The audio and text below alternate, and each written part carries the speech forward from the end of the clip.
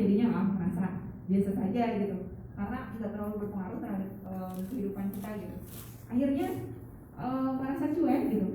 Jadi kalau tambalan amalgam yang berwarna silver ini selalu terkikis, awalnya mengkilat, kemudian terkikis-kikis, kikisannya itu nggak keluar ke mulut, tapi malah tertelan, itu menjadi zat racun di dalam tubuh kita yang justru malah menyebabkan kematian.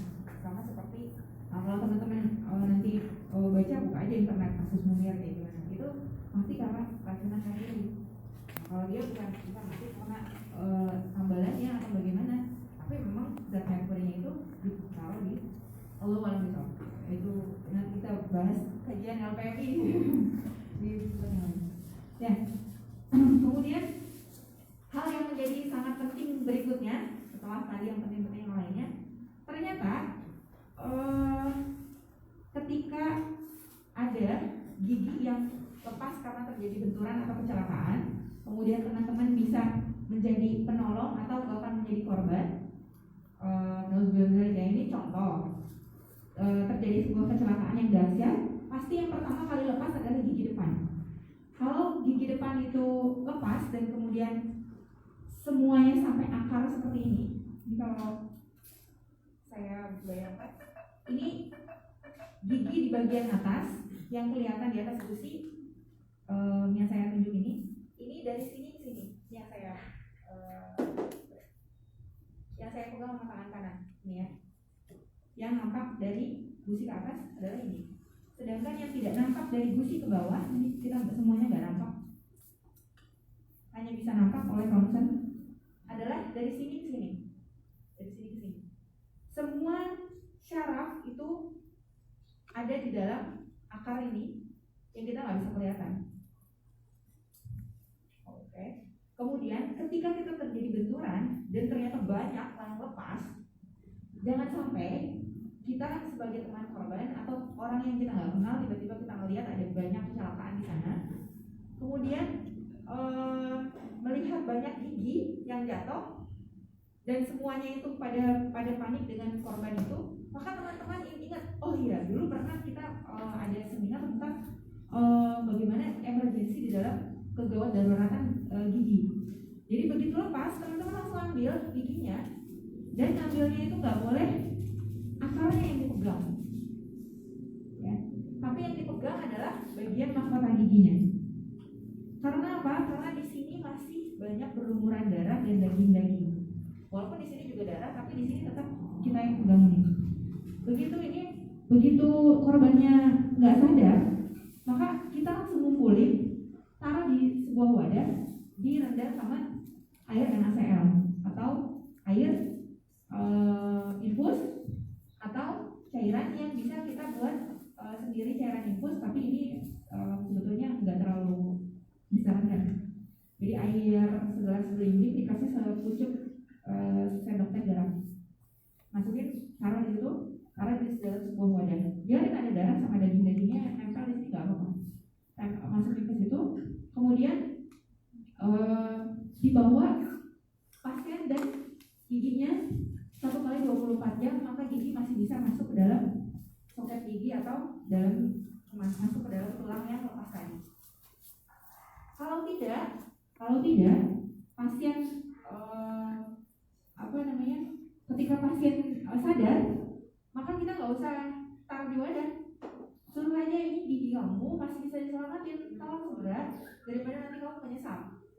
Jadi bisa ditaruh di bawah rendaman air liur di bawah lidah, suruh ngemut, jangan sampai telan. Itu kalau sadar ya pasiennya. Tapi kalau nggak sadar, jangan disuruh ini gigi kamu sekalian, kalau ini masukin terus bawa ke rumah sakit. Bisa-bisa dia ketelan, bahkan terjadi penyumbatan pembuluh darah, pernapasan, malah jadi meninggal kayak gitu.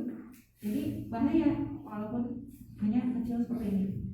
Kemudian kepentingan urgensi berikutnya adalah ketika saya dulu waktu di Jogja ikut ke tim forensik, terjadi ingat nggak teman-teman, pernah baca nggak kasus berita jatuhnya pesawat Lion Air di Jogja?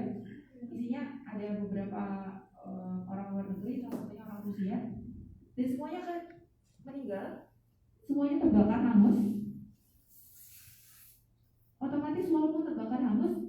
bayangin deh kalau ada salah satu keluarga kita meninggal di negeri yang lain, nggak bisa kembali. Walaupun dia udah meninggal, tapi kan kita tetap pengen lihat sedikit potongannya atau apa yang dibawa balik ke negaranya gitu. Namanya keluarga ya. Nah sama seperti ini, waktu pas hancur semua kebakaran, semua keluarganya minta jasad ataupun apanya dikembalikan ke negaranya masing-masing. Nyari jasad yang udah hancur, ini jasad si A ini itu di dalam puluhan korban itu susah atau gampang? Bayangin aja ada ayam bakar semua, kita mau nyari ini ayamnya si tetangga A, ini ayamnya si B, ini ayamnya, bisa nggak? Pernah lihat nggak warung Minang yang lagi membakar ayam bakar? Kita bisa lihat nggak? Semuanya sama kan? Semuanya ini. Maka satu-satunya yang menjadi ciri dari kita bisa melihat ini si A, ini si B, itu adalah dari gigi. Kok bisa? Gimana caranya? Maha dahsyatnya Allah, tulang yang paling keras dan tidak terbungkus oleh daging, oleh apapun itu, hanya satu tulang. Dan dia itu kuat, mulai dari pertama kali tumbuh sampai nanti ketika meninggal. Ya nggak dipupus sama sekali, dia tetap kokoh.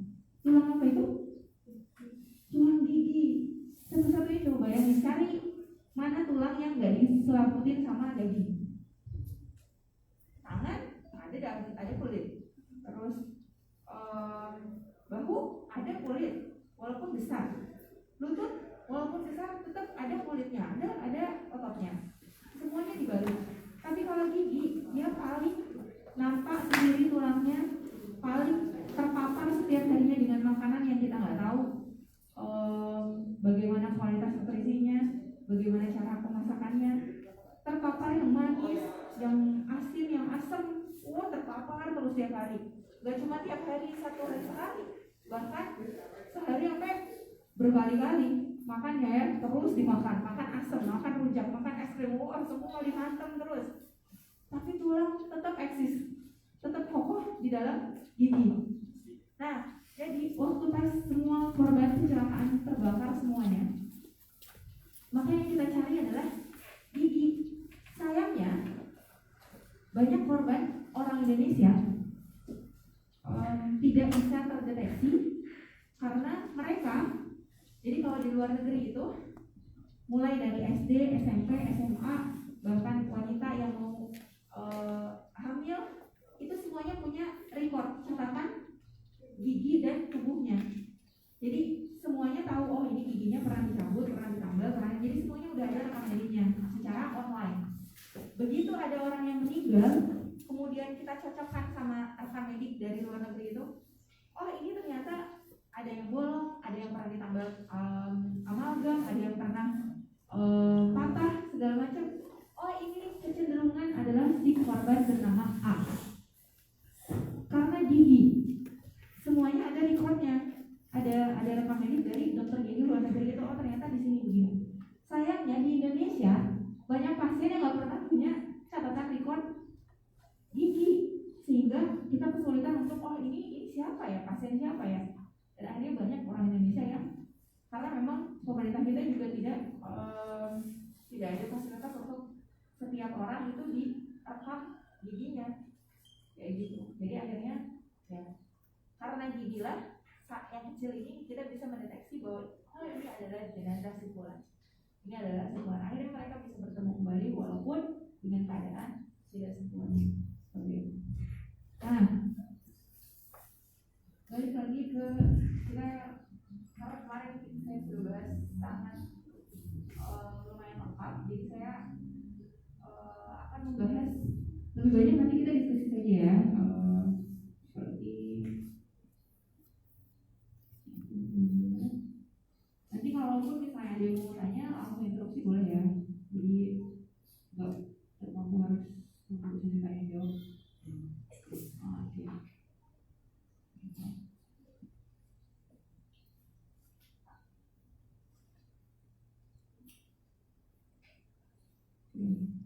Nah, misalnya terjadi benturan, jika patah, teman-teman pernah berantem atau main taekwondo segala macam, salah tendang tiba-tiba patah bagian depannya.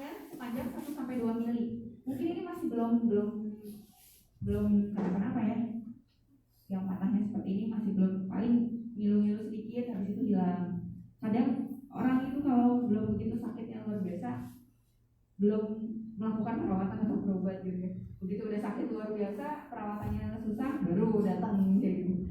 Jadi kalau patahnya masih sedikit, itu masih bisa langsung ditambal permanen dan belum ada gejala yang signifikan, sangat nyeri, sangat berdenyut, itu belum ada. Jadi bisa sangat mudah untuk langsung ditambal. Dan akhirnya biaya yang dikeluarkan pengobatan untuk gigi dengan kasus seperti ini tidak terlalu besar. Ketika kalau kasusnya sudah mulai patahnya lebih, retaknya lebih dalam dan disertai dengan rasa berdenyut, maka wajib ke dokter gigi untuk melakukan perawatan saluran akar kalau dia tidak mau merasakan berdenyutnya luar biasa.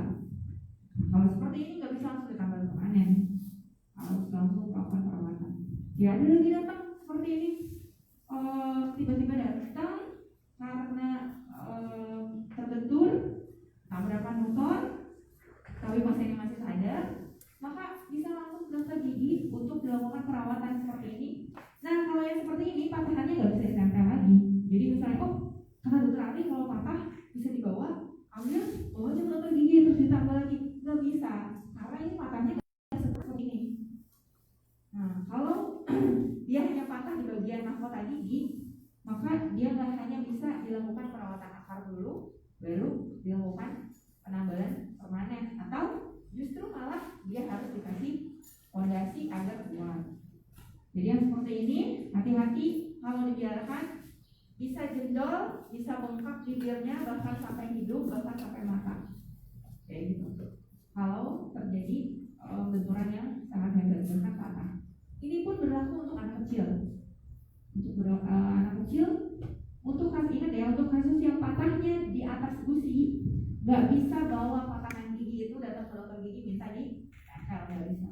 Jadi harus tempelnya dengan bahan buatan. Nah, kalau misalnya tadi yang saya bilang patahnya sampai setengah bahkan lebih, maka harus dikasih fondasi atau tiang di dalam gigi. Bisa ya masukin tiang ke dalam gigi, bisa. Jadi agar giginya kembali lagi sempurna. Ya, seperti ini tiangnya, masukkan ke dalam gigi, baru dicek. Kalau ternyata giginya kayak ini patahnya semua di atas gusi ini patah, atau nggak terjadi benturan kok, tapi kok gigi saya di dalam nggak ada ya mahkotanya, tahu-tahu saya ngeliat cuma ada kayak gitu, ada nggak pernah merasa bercermin atau waktu gosok gigi di dalam gusinya cuma ada kayak gitu aja, tiba-tiba di tengahnya ada gusi, nah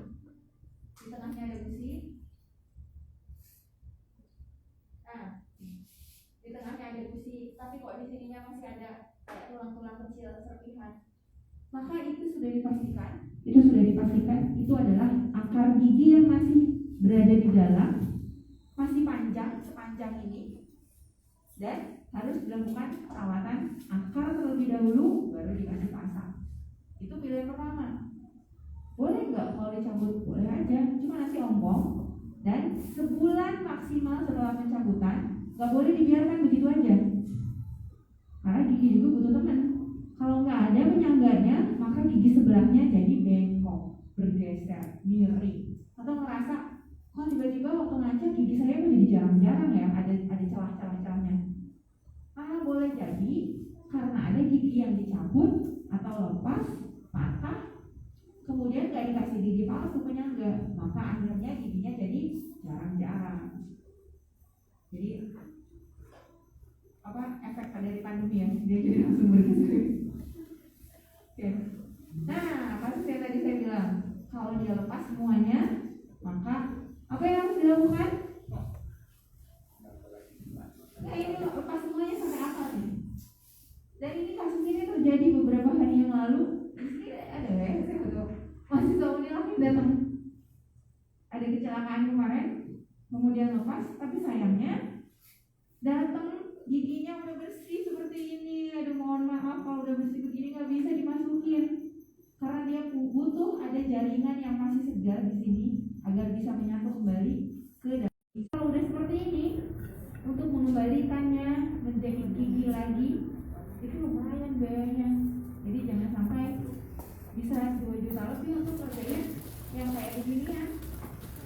apalagi gigi depan.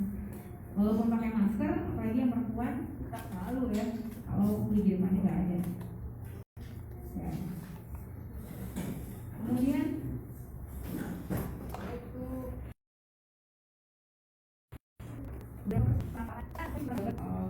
ada salah satu beberapa gejala yang sering dirasakan oleh para kaum remaja, bahkan para pemuda-pemudi. Siapa yang kalau pas dulu kuliah zamannya offline terus menerus sering ngantuk?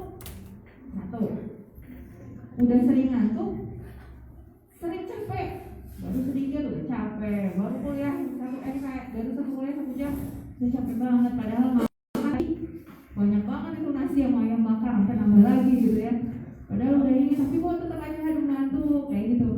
Terus kemudian gejala berikutnya suka berdenyut atau sakit di daerah dekat telinga.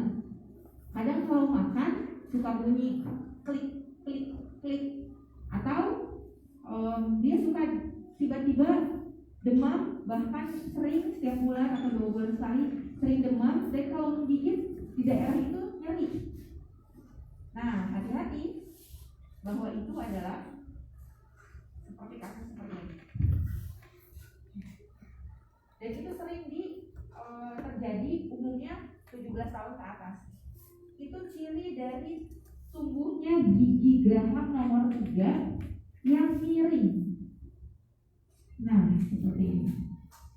Kalau di ronsen, kalau yang model yang ada di depan ini gigi gerahamnya hanya 2. Nanti adik-adik coba bisa bercermin, gigi geraham saya udah 2 atau 3 ya dalam satu sisi, misalnya kanan bawah 2 atau 3 ya. Kalau 3, warning, hati-hati, punya ciri-ciri yang tadi saya sebutin, hati-hati. Nah, kalau sudah 3, kemudian tumbuhnya seperti posisi A, ini, posisi A, kelihatan ya? Paling belakang kelihatan? Yang saya graf ini. Nah, kalau tumbuhnya seperti ini, dia berdiri semuanya, maka itu aman. Oke, aman. Tapi kalau saya punya ciri-ciri kayak gitu, berarti itu sumbernya dari yang lain. Oke, kalau ternyata gigi geraham yang ketiga punya hal yang udah tumbuh, tapi tumbuhnya nggak sejajar sama yang depannya, maka biasanya punya ciri-ciri gejala yang seperti tadi saya sebutkan. Kemudian atau yang seperti ini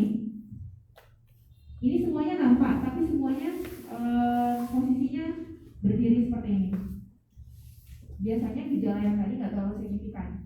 Yang terlalu signifikan ngantuknya luar biasa berat, lagi sekarang ada ngantuk nggak? Kemudian sering demam, sering sariawan, kemudian tiba-tiba di sininya panas, hangat, kemudian tiba-tiba kalau mengunyah sakit di sisi yang itu, tapi di giginya nggak ada yang berlubang. Kok bisa ya gejalanya seperti itu? Karena gigi geraham yang terakhir tumbuhnya miring seperti ini. Tumbuhnya miring seperti ini, mendesak gigi depan sehingga nyerinya berkelanjutan. Kalau nyerinya terus-menerus tiap bulan nggak pernah hilang, atau bahkan hilang, timbul, waktu dicek udah nggak ada lubang, dicek nggak ada lubang. Ternyata begitu di ronsen, gigi gerahamnya tidur seperti ini. Tidur seperti ini nabrak akar gigi depan, atau dia tenggelam, nggak tumbuh-tumbuh, tapi sakit terus. Akhirnya kalau seperti ini harus dicabut pembedahan akhirnya. Padahal nggak sakit, nggak ada lubang kok, dia ngerasa nggak ada lubang, tapi efeknya kok ngantuk terus, aduh berat banget gitu ya. Terus kalau buka mulut sakit terus, ngunyah kadang suka sakit. Bahkan yang lebih parah lagi, dia nggak bisa masukin 3 jari ke dalam mulutnya, atau bahkan 2 jari. Kalau udah 1 jari udah parah banget nih, harus dilakukan pembedahan. Minimal 3 jari aja. Kalau orang normal kan semua juga masuk ya. Masuk nggak? Makan 10 nih bos. Yang balas 10 itu 5 jari masuk, 4 jari masuk, kayak gitu. Kalau 3 jari aja nggak masuk, yang ciri-ciri kayak gitu. Berarti ada harus dicabut atau dilakukan pembedahan.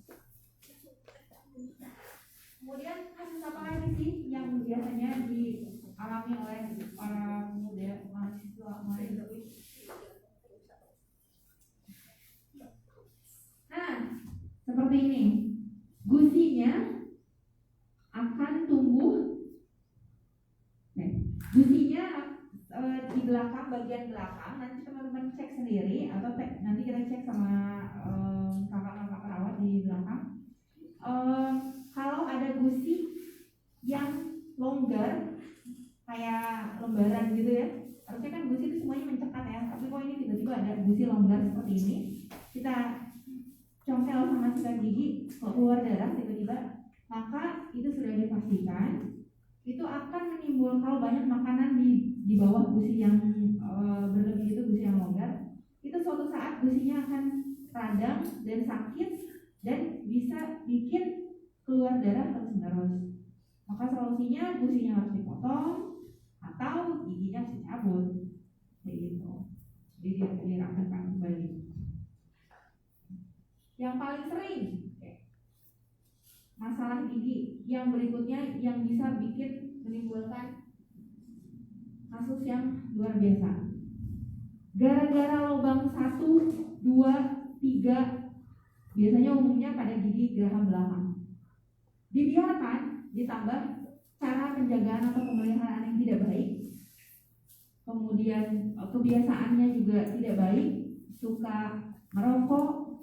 Ada di sini yang merokok. Mahasiswa yang merokok? Saya yakin nggak ada lah ya mahasiswa yang merokok. Karena merokok itu selain merusak paru-paru dan seluruh tubuh, dia juga dapat memicu sel tulang rahang yang ada dalam gigi menjadi ganas, seperti pasien berikut. Jadi sering merokok. Kalau ini awalnya karena gigi yang di dalam nggak tumbuh-tumbuh, kayak tadi bilang gigi bungsu nggak tumbuh-tumbuh, punya gejala kayak tadi, ditambah gigi sebelahnya lubang-lubang nggak langsung dilakukan perawatan. Akhirnya dia menyebar menjadi sel tumor ganas dan akhirnya rahangnya membesar gitu. Rahangnya membesar bukan yang ganteng, tapi aneh karena selain kalau besar aja masih mending, ini besar dan sakit terus menerus. Bahkan ada yang lebih parah lagi, saya pernah tangani kasus di rumah sakit Jogja. Itu datang kalau bawa beras 5 kilo itu masih mending ya. Ini datang dengan keadaan membawa 5 kilo perbesaran rahang di pipinya. Mau bayangin, bawanya aja susah. Bawanya dia harus dipakai di bawaan. Dan itu mengeluarkan nanah, teman-teman. Luar biasa. Itu kalau sampai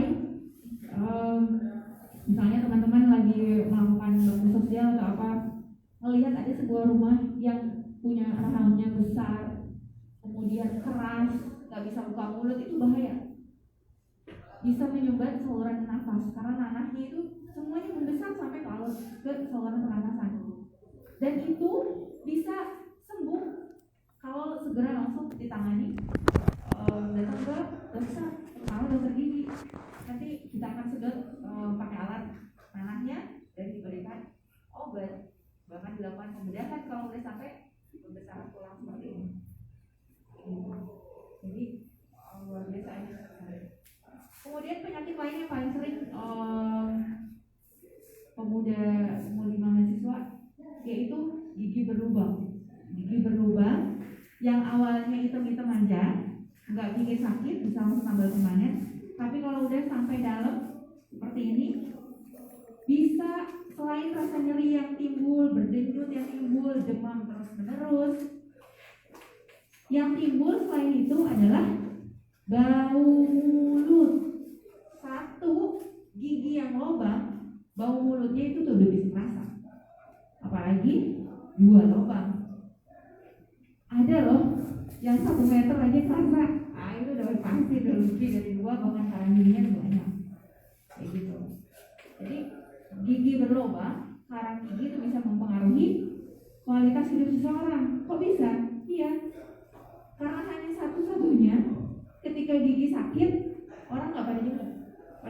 sakitnya luar biasa. Ada di sini yang pernah sakit gigi sampai beraktivitas luar biasa. Aduh saya lemas sakit gigi, kata temannya biasa aja. Padahal itu luar biasa sakit gigi tuh. Berdenyutnya sampai ke kepala, sampai menyebar ke telinga. Itu luar biasa, bahkan sampai demam. Jadi sakit gigi itu betul lebih sakit dari sakit. Oke. Kemudian sakit gigi awalnya memang tidak bahaya. Kalau gusi ini, kalau ini kan gusi ini kelihatan nggak teman-teman yang di belakang? Gusi ini kalau dia kalau sehat dia pasti berlekuk seperti kerupuk. Jadi kalau teman-teman ngaca, kok gusi saya datar ya semuanya, nggak ada bentuk kukunya. Kok gusi saya gede-gede ya? Tuh hati-hati. Karang giginya banyak. Awalnya memang cuma sekitar di dekat gusi aja, nggak bikin gusinya berlekuk. Tapi lama-lama karang gigi itu bisa menekan gusi sampai ke atas, bahkan bisa bikin gusinya jadi jendol. Lama-lama kalian merasa seperti ini. Kalian pernah nggak ngeliat giginya kok makin tinggi ya? Gigi saya mengalami pertumbuhan katanya. Padahal giginya bukan pertumbuhan, karena kalau udah sebesar kalian udah nggak ada lagi muncul tumbuh gigi kecuali gigi geraham paling ujung. Kalau paling ujung kan nggak bisa kelihatan giginya makin tinggi, nggak bisa. Yang paling bisa kelihatan giginya makin tinggi adalah gigi depan. Wah, merasa yakin bahwa gigi saya mengalami pertumbuhan makin tinggi.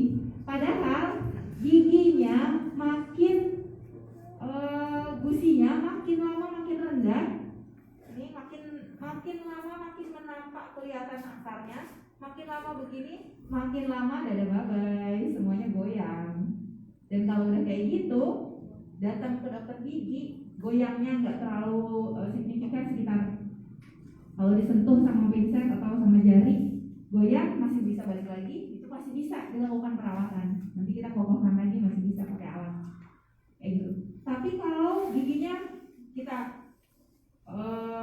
tekan sedikit aja ya, atau dia dorong aja sama lidah, nggak balik lagi ke tempatnya, itu udah pasti ini udah sangat sedikit sekali gusinya memegang si akar gigi. Nah kalau udah kayak gitu hati-hati, nggak bisa lagi dibalikin. Dibalikin lagi kayak tadi dokter bilang kasus emergensi yang lepas semuanya kemudian dimasukin. Nggak bisa, karena proses untuk turunnya gusi sampai seperti ini tuh bertahun-tahun. Kan tadi saya bilang kalau giginya lepas maka 1 kali 24 jam bisa ditaruh kembali. Nah, masalahnya dia gusinya turun itu udah bertahun-tahun, bukan 1 kali 24 jam lagi. Jadi udah nggak bisa diselamatin, dimasukin lagi udah susah. Itu efek dari karang gigi. Jadi hati-hati ya teman-teman semuanya. Nah, biasanya untuk karang gigi ini lumayan juga besar biayanya kalau kasusnya juga udah besar. Karena karang gigi ini begitu karangnya diambil, kita perlu menghalusin giginya. Nah nanti ini khusus untuk teman-teman mahasiswa hari ini, 3 orang saya akan 3 orang dari penanya ataupun yang bisa jawab, saya akan kasih biaya gratis sekali pembersihan karang gigi sebesar Rp300.000 untuk 3 penanya. Kayak teman-teman harus hadir, bisa saya lihat dari pertanyaan dari kalian atau saya bisa tanya ke kalian, bisa jawab atau enggak. Ini berlaku juga buat panitia ya, Hendra. Oke. Nah, efek selanjutnya untuk karang gigi, kalau bikin giginya tinggi, oke, masih bisa ditahan. Tapi efek selanjutnya apa? Ketika gusinya jendol-jendol, tiba-tiba keluar darah, nggak enak dong kalau kita lagi makan sama teman kita, tiba-tiba meleleh darah gitu ya. Kan aneh dong. Tiba-tiba kita lagi ada jamuan makan, kok tiba-tiba banyak darah di masermu. Gara-gara apa? Gara-gara gusinya bengkak-bengkak keluar darah sendiri. Nah kalau udah kayak gini bisa sekali dan memang harus dilakukan perawatan karang gigi. Jadi karang giginya dipecah semuanya, begitu udah pecah baru gusinya bisa nafas lega gara-gara gak ada yang menekan gusi. Siapa yang menekan gusi? Karang gigi. Kalau karang giginya udah gak ada, dia bisa bernafas lega si gusinya. Akhirnya efek yang timbul adalah keluar darah segar. Tapi habis itu dia berhenti kalau kerang giginya segera dihilangkan. Oke, kalau misalnya udah ada kerang gigi, gusinya jendol-jendol, kerang giginya udah diambil tapi gusinya masih jendol, masih besar, masih nampak giginya pendek, kelihatan nggak teman-teman? Di bagian paling atas atau paling ujung itu ada gigi yang memendek. Ini kasusnya giginya memendek karena gusinya makin lama makin besar dan makin lama makin turun. Maka solusinya selain pembersihan kerang gigi, solusinya adalah kita harus potong gusinya sesuai dengan alur gusi yang sehat. Karena kalau gusi sehat itu dia nggak mungkin longgar, dia pasti ketat. Gusinya mencekat gigi sehingga nggak ada makanan masuk ke dalam gusi. Kalau sudah seperti itu, maka gusinya harus didesain ulang seperti sedia kala agar nggak ada lagi berikutnya makanan masuk. Akhirnya harusnya dibedah, kita ukir lagi. Ada di sini ada arsitek nggak? Ada. Nah itu jadi gambar macam gambar bangunan ya. Kita gambar gusi seperti desain normal. Dan ini nggak sakit karena disuntik. Kalau nggak disuntik ya bahaya, sakit. Tuh, buat apapun ya apa aja. Oke, berikutnya yang paling inti lagi sebelum kita pemeriksaan. Sampai di sini ada yang mau ditanya? Nggak apa-apa ya, ini kan kita bebas aja, nggak ada yang mau dinilai dapat IP ini. Jadi yang pakai 300. Boleh. Oke, sambil itu ya, sambil mengumpulkan rasa penasaran buat kita. Kasih tahu lagi di dalam gigi. Ada nggak yang pernah merasa giginya berjarak-jarak seperti yang ada di depan? Bahkan gigi depannya kayak ompong atau gigi depannya semuanya menjauh. Nah, ini pertama bisa disebabkan karena genetik atau keturunan. Dua, bisa disebabkan karena sudah tercabut atau hilangnya gigi-gigi yang ada di sebelah-sebelahnya. Dua. Tiga, bisa disebabkan karena karang gigi. Juga bisa bikin gigi dia jadi jarak-jarak kayak gitu. Empat, boleh jadi dulu pernah terbentur atau kecelakaan, kemudian dibiarkan dan akhirnya pertumbuhan tulangnya menjadi seperti ini. Kayak gini bisa nggak sih diperbaiki? Bisa, sangat bisa sekali. Karena sekarang teknologi sudah sangat canggih, maka kita bisa ulang, kemudian kita lakukan bisa dengan dilakukan vinil atau kita lapisi giginya menjadi normal kembali, atau kita lakukan perawatan gigi dengan bezel seperti ini contohnya. Untuk gigi itu bisa bergerak kembali. Nah, seperti ini. Dan bezel itu ada berbagai jenis. Ada bezel yang silver, kemudian ada bezel yang tidak berwarna, ada juga bezel yang transparan, nggak perlu dipasang terus-menerus, nggak perlu nempel kelihatan seperti yang bezel metal itu. Ada juga yang dia nggak perlu pakai karet, tapi dia udah teknologinya udah canggih. Hanya datang ke dokter gigi satu kali buat pasang, habis itu dia bergerak sendiri di rumahnya. 4 bulan, 6 bulan cek lagi, udah rapi. Ada juga jenis bezel yang hanya seperti kawat melintang satu gigi. Semua ini teknologi yang bisa membuat tulang gigi itu bisa menjadi bergerak. Bisa yang tadinya kasusnya maju, kalau kasusnya berjarak.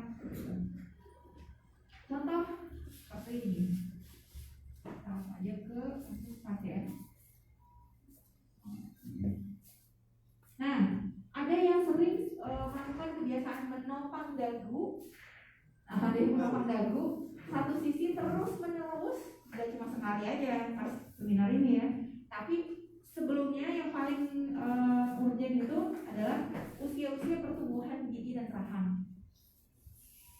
mulai dari usia sekitar 11 tahun sampai ke tumbuhnya memadat itu sampai umur sekitar 20 tahun. Melakukan itu terus satu sisi terus bertopang dagu terus, atau selalu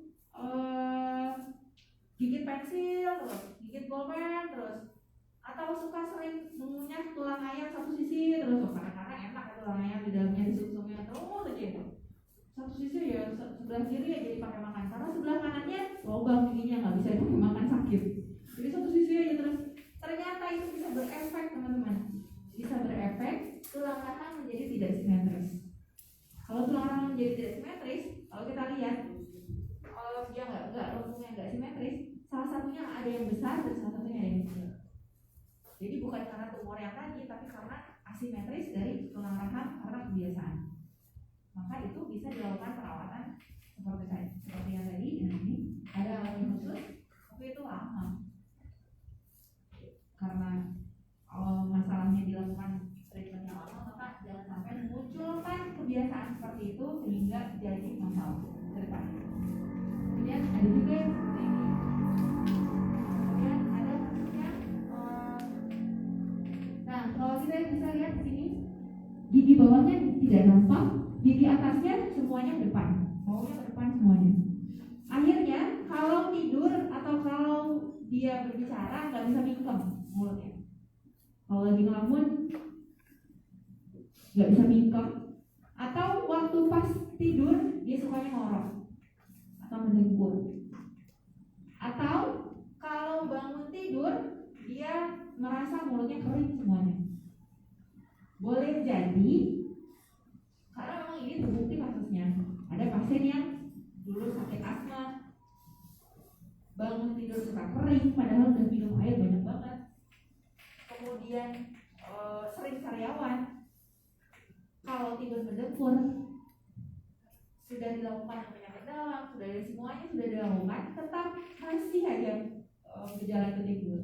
Ternyata akhirnya baru datang ke dokter gigi, ternyata kasusnya adalah giginya berjejal dan bahkan seperti ini. Dia udah menggigit, tetapi di bagian depannya dia nggak bisa menggigit. Gigi depannya nggak bisa ketemu sama gigi depan bawah. Kalau kalian menggigit, gigit sambil menelan. Kalau nggak ketemu gigi atas sama gigi bawah, berarti kasusnya seperti ini. Biasanya dia bangun tidur selalu kering dan suka mendengkur. Dan itu bisa diatasi dengan pemakaian behel seperti itu. Ini gigi bawahnya sampai nggak kelihatan, yang nampak hanya gigi atasnya saja. Dan itu bisa ditarik dan didorong oleh behel gigi. Ada juga kasus seperti ini, mahasiswa juga. Semua giginya tidak nampak, bahkan ompong. Tadinya mau dibuatin gigi palsu, tapi ternyata setelah ronsen semua giginya tidur di dalam gusi. Karena giginya semuanya ada dan dia sempurna, hanya saja tidur. Kalau tadi kan kita lihat kasus gambar gigi Graham yang tidur, tapi itu di belakang. Kalau ini tidurnya di depan giginya. Begitu sudah ketahuan ada 3 gigi yang tidur semua di dalam, maka itu bisa diatasi bukan karena ompongnya, bukan karena nggak tumbuh giginya, tetapi karena di dalamnya gigi itu tidak tumbuh keluar, sehingga solusinya adalah harus ditarik sama behel. Kalau sudah ditarik, jadi ditarik paksa. Kalau dulu kita gigi susu ke gigi permanen tumbuhnya manual, alami, maka kalau ini tumbuhnya dipaksa akhirnya dengan behel. Daripada dia pakai gigi palsu semahal pun tetap tidak nyaman. Karena itu gigi buatan, karena gigi asli ciptaan Allah itu lebih mahal harganya dan lebih nyaman, lebih enak. Jadi semahal apapun gigi ya, tetap nggak nyaman daripada gigi asli. Oke.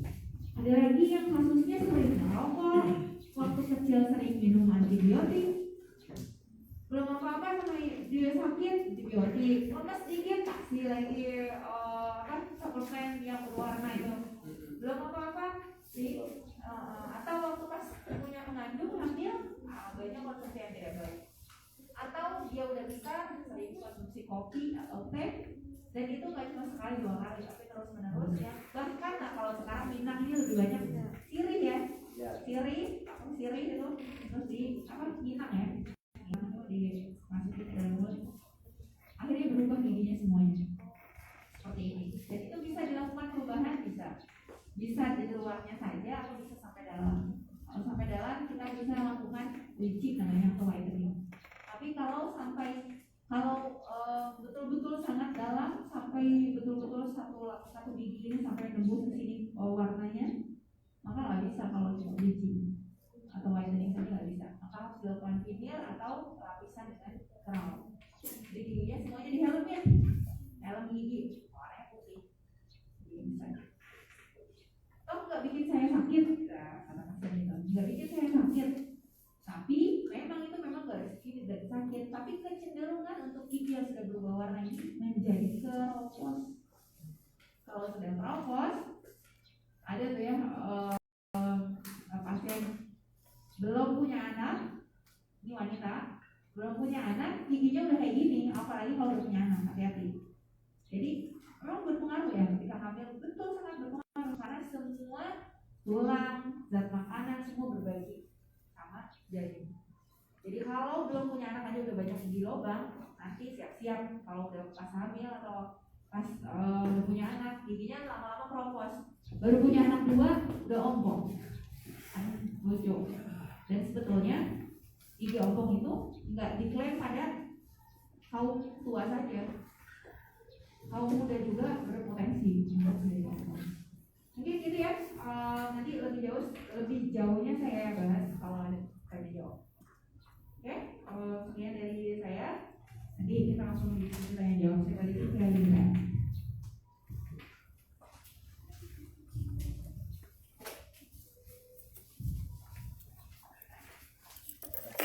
Terima kasih kepada